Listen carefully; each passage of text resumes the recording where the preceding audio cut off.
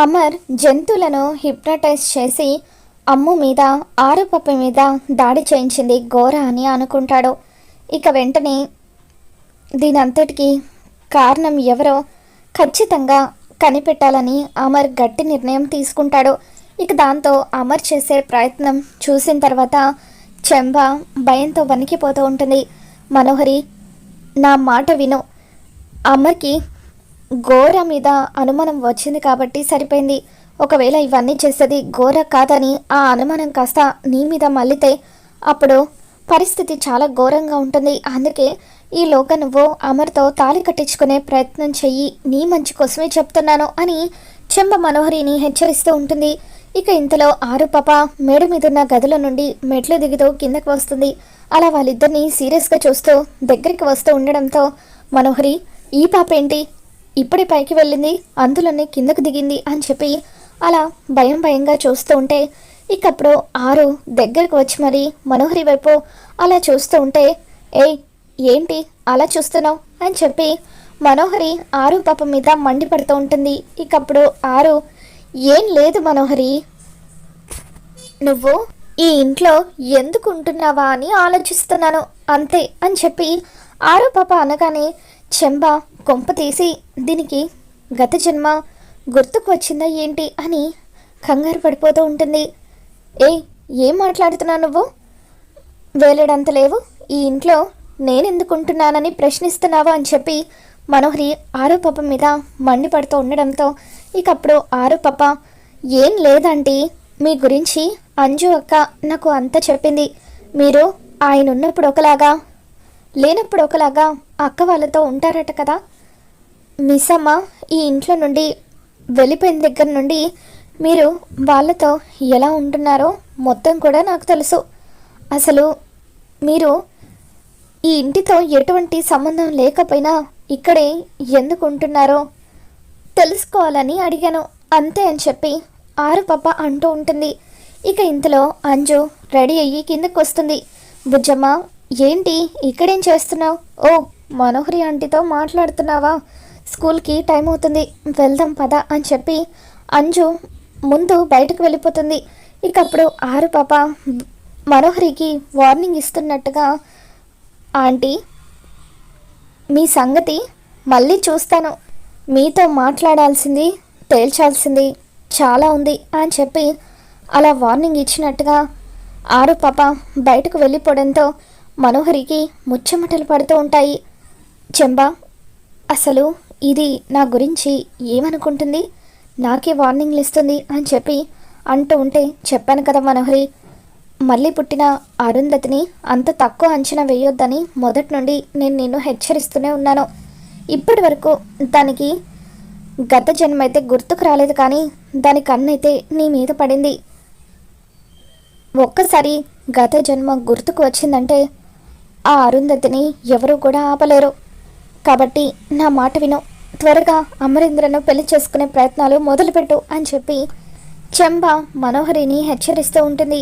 ఇక దాంతో మనోహరి ఏం చేసి బాకీని శాశ్వతంగా అమర్కి దూరం చేయాలా అని చెప్పి ఆలోచిస్తూ ఉంటుంది. మరోవైపు రాత్రిపూట అమర్ బాగీ గురించి పాప గురించి ఆలోచిస్తూ ఉంటాడు. కబోర్డ్లో ఉన్న బాగీ ఫోటోని తీసి చూస్తూ, బాగీ, రేపు నీ పుట్టినరోజు, నీ ప్రతి పుట్టినరోజు నాడు నువ్వు నా కోసం మళ్ళీ ఇంట్లో అడుగు పెడతావేమోనని నేను ఎంతో ఆశగా ఎదురు చూస్తున్నాను. కానీ 5 ఏళ్ళుగా నా ఆశ తీరనే లేదు. కనీసం రేపైనా నువ్వు మళ్ళీ నా జీవితంలోకి రావాలని నేను మనస్ఫూర్తిగా ఆ దేవుణ్ణి కోరుకుంటున్నాను అని చెప్పి అమర్ అనుకుంటాడు. ఇక అలా అమర్ బాగీ ఫోటోని చూసి బాధపడడం దూరం నుంచి మనోహరి చూసేస్తుంది. అమర్ బాగీ మీద కోపం ఉన్నట్టుగా మాట్లాడుతూ ఉంటే అదంతా నిజమని అనుకున్నాను, కానీ గుండె లోతుల్లో అమర్ ఆ బాగీ మీద ఇంత ప్రేమని పెంచుకున్నాడా అని చెప్పి మనోహరి, చంపేస్తాను, నువ్వు పెంచుకున్న ఆ ప్రేమని బాగీని ఇద్దరిని చంపేస్తాను అని చెప్పి మనోహరి ప్లాన్ చేస్తూ ఉంటుంది. ఇక వెంటనే ఒక రౌడీతో మాట్లాడి బాగీ ఫోటోని పంపించి, ఇది రోడ్డు మీద కనిపిస్తే దాన్ని యాక్సిడెంట్ చేసి చంపేయండి, ఆ తర్వాత ఏం జరిగినా నేను చూసుకుంటాను అని చెప్పి మనోహరి ప్లాన్లు వేస్తూ ఉంటుంది. సరే మేడం తప్పకుండా అని చెప్పి ఆ రౌడీలో అంటూ ఉంటారు. పని పూర్తవగానే మీ అకౌంట్లోకి 10 లక్షలు వేస్తాను అని చెప్పి మనోహరి రౌడీలకు చెబుతూ ఉంటుంది. ఉదయాన్నే పుట్టినరోజు నాడు బాగి గుడికి వస్తూ ఉంటుంది. ఇక అలా బాగి గుడికి వస్తూ ఉంటే వెంటనే వెనుక నుండి ఒక లారీ చాలా స్పీడ్గా వచ్చి బాగిని గుద్దేపోతూ ఉంటుంది. ఇక ఇదంతా కూడా అటువైపుగా వస్తున్న కరుణ గమనిస్తుంది. బాగి అంటూ తను పరుగు పరుగున వచ్చి బాగిని పక్కకు లాగేస్తుంది. వసై ఏంటే వెనుక నుండి లారీ అంత స్పీడ్గా వస్తున్నా అలా పరధ్యానంగా రోడ్డు మీద నడుస్తున్నావేంటి, దేని గురించి ఆలోచిస్తున్నావని చెప్పి కరుణ అంటూ ఉంటుంది. ఇకప్పుడు బాగి నీకు తెలుసు కదే నా ఆలోచన అంతా కూడా ఆయన గురించి పిల్లల గురించే ఉంటుంది అని చెప్పి బాగి అంటూ ఉంటే ఈరోజు నీ పుట్టినరోజు నాడే చావంచుల వరకు వెళ్ళొచ్చావు. సమయానికి నేను వచ్చాను కాబట్టి సరిపోయింది, లేకపోతే ఆ లారీవాడు నిన్ను గుద్దేసి ఉండేవాడు అని చెప్పి కరుణ అంటూ ఉంటుంది. సరే కానీ గుడికి వెళ్దాం పద అంటూ బాగి కరుణను తీసుకొని గుడికి వస్తూ ఉంటుంది. ఇక దూరం నుండి ఇదంతా చూస్తున్న మనోహరి సమయానికి దాని ఫ్రెండ్ రాకపోతే ఆ బాగి ఈరోజు చచ్చుండేది అని చెప్పి అనుకుంటూ ఉంటుంది. మరోవైపు అమర్ రాథోడ్ ఇద్దరు కూడా ఆఫీస్కి వెళ్తూ ఉంటారు. ఇక అప్పుడు అమర్ బాగి పుట్టినరోజు కావడంతో గుడికి వెళ్ళాలని బాగి పాప కనిపించాలని దేవుణ్ణి మొక్కాలని అనుకుంటాడు. రాథోడ్ గుడికి వెళ్దామా అని చెప్పి అమర్ అడగడంతో రాథోడ్ ఒక్కసారిగా షాక్ అవుతాడు. సార్ మీరెప్పుడు దేవుణ్ణి నమ్మడం మొదలు పెట్టారు సార్, మిస్సమ్మ మీ జీవితంలోకి వచ్చిన తర్వాతే కదా అని చెప్పి అంటూ ఉంటే రాథోడ్ ప్లీజ్ తన పేరు నా ముందు ఎత్తొద్దు అని చెప్పి అమర్ అంటూ ఉంటాడు. నేను లోపలికి వెళ్ళి దండం పెట్టుకుంటాను, నువ్వు ఇక్కడే వెయిట్ చేస్తే వెయిట్ చేయి, లేకపోతే లోపలికి రా అంటూ అమర్ లోపలికి వెళ్ళిపోవడంతో ఇకప్పుడు రాథోడ్ సార్ పైకి మీరు మిస్సమ్మ మీద కోపం ఉన్నట్టుగా నటిస్తున్నారు, కానీ లోపల మిస్సమ్మ మీద ఎంత ప్రేమ ఉందో నేను అర్థం చేసుకోగలను సార్. ఈరోజు మిస్సమ్మ పుట్టినరోజు కాబట్టే కదా మీరు గుడికి వచ్చారు, అదంతా నాకు అర్థం అవుతుంది సార్. త్వరలోనే ఆ దేవుడు మీ ఇద్దరిని మళ్ళీ కలుపుతాడు అని చెప్పి రాథోడ్ అనుకుంటూ ఉంటాడు. బాగి కూడా అదే గుడికి వచ్చి దేవుడికి దండం పెట్టుకుంటూ ఉంటుంది. ఇక అప్పుడు కరుణ బాగి నువ్వు వెళ్ళి ప్రదక్షిణాలు చేసిరా, నేను ఇక్కడ కూర్చొని ఉంటాను అంటూ ఒక చోట కూర్చొని ఉంటుంది. మరోవైపు అమర్ కూడా అదే గుడికి వచ్చి దేవుడికి దండం పెట్టుకుంటూ ఉంటాడు. బాగీకి తెలిసిన వాళ్ళు కనిపించడంతో అక్కడ మాట్లాడుతూ ఉంటుంది. అమర్ అక్కడి నుండి వెళ్ళిపోతూ తనకు బాగీ కనిపించిన విషయాన్ని గుర్తు చేసుకుంటాడు. బాగీలాగే తనకు ఎవరో కనిపించడంతో అప్పుడు అమర్ కళ్ళు మూసుకొని ఒకసారి గుర్తు చేసుకుంటాడు. ఖచ్చితంగా నేను చూసింది బాగీని అంటూ అమర్ బాగీ అని పిలవగానే బాగీ అమర్ని చూసి సడన్గా షాక్ అవుతూ అక్కడున్న స్తంభం వెనకాల దాక్కుని ఉంటుంది. అమర్ గుడంతా కూడా వెతుకుతూ ఉంటాడు. ఇక అప్పుడు రాథోడ్ లోపలికి వచ్చి సార్ ఎవరి కోసం వెతుకుతున్నారు సార్ అని చెప్పి అంటూ ఉంటే బాగీ నేను చూశాను రాథోడ్ అని చెప్పి అంటూ ఉంటే ఏంటి సార్ మిస్సమ్మని చూసారా అని చెప్పి ఖచ్చితంగా మిస్సమ్మ ఇక్కడే ఎక్కడో ఉండుంటుంది సార్ అని చెప్పి గుడంతా కూడా రాథోడ్ వెతుకుతూ ఉంటాడు. ఇక అప్పుడే అక్కడ కరుణ కనిపిస్తుంది.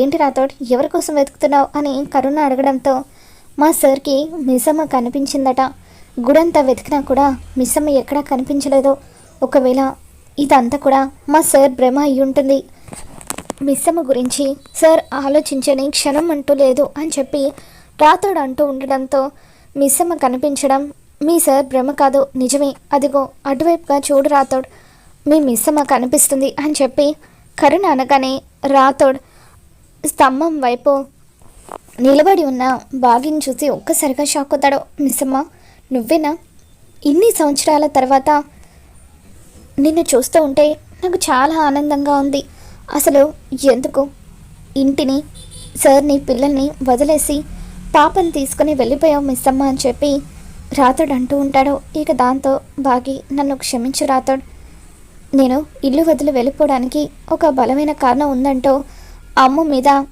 దాడి జరిగినందుకే ఇల్లు వదిలి వెళ్ళిపోయానంటూ పంతులు గారు చెప్పిన విషయం గురించి బాగి రాతుడికి చెబుతూ ఉంటుంది. ఇక దాంతో రాతుడు, అయ్యో మిస్సమ్మ, ఎంత పెద్ద తప్పు చేశావు, ఇదంతా కూడా ఆ మనోహరి కుట్రేమోనని నాకు అనుమానంగా ఉంది. సార్ కూడా ఇదే విషయం గురించి పరిశోధించడం మొదలుపెట్టారు. హిప్నోటిజం ద్వారా జంతువులు మనుషుల మీద దాడి చేస్తాయని సార్ తెలుసుకుంటున్నారు. ఒక్క మాట ఆ రోజు సార్తో ఈ విషయం గురించి మాట్లాడితే సరిపోయేది కదా మిస్సమ్మ. అన్యాయంగా పిల్లల్ని సార్ని వదిలేసి పాపం తీసుకుని దూరంగా వెళ్ళిపోయావని చెప్పి రాతుడు అంటూ ఉంటాడు. ఇక అప్పుడే గుడంతా కూడా వెతికిన తర్వాత అమర్ రాతుడు బాగితో మాట్లాడడం చూస్తాడు. ఇక వెంటనే బాగిని చూసి అమర్ ఎమోషనల్ అవుతూ వాళ్ళ దగ్గరికి వస్తాడు. బాగి రాతుడికి అమర్ గురించి చెబుతూ, ఆయన నా ప్రాణం రాతోడ్, ప్రతి క్షణం కూడా నేను ఆయన గురించి పిల్లల గురించి ఆలోచిస్తూనే ఉన్నాను. కానీ బుజ్జమ్మ జాతకంలో గండ ఉందని పంతులు గారు చెప్పడంతో మళ్ళీ పిల్లలకు ఎటువంటి ప్రమాదం జరుగుతుందోనన్న భయంతోనే నేను బుజ్జమ్మని తీసుకొని దూరంగా వెళ్ళిపోయాను అని చెప్పి అలా బాగి రాతోడికి అన్ని విషయాలు చెప్పి ఎమోషనల్ అవుతూ ఉంటే ఇక అక్కడే ఉన్న అమర్ బాగి చెప్పేదంతా వింటూ కన్నీళ్లు పెట్టుకుంటూ ఉంటాడు.